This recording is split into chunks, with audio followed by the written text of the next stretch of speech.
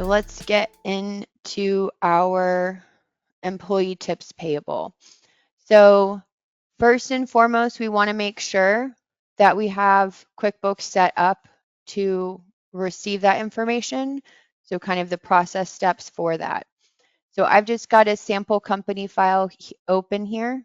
It's got very high level chart of accounts. Your chart of accounts may look, uh, different than what I have here.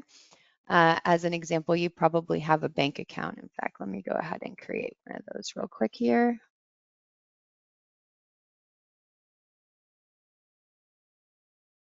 And then we've got some other accounts for things like food inventory.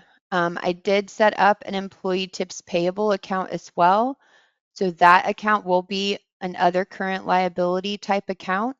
What that means is that any funds that we have that we receive through those outside systems from customers that are leaving tips for our employees, through whatever system we may be using to track that, Toast or another similar restaurant software. When we get those end of day reports, we'll have a breakout of those employee tips payable. So I've got an account set up for those.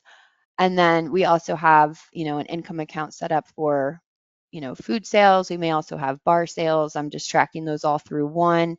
And then of course our regular expense accounts, in addition to, some accounts for food purchases, merchant account fees, etc. So that employee tips payable,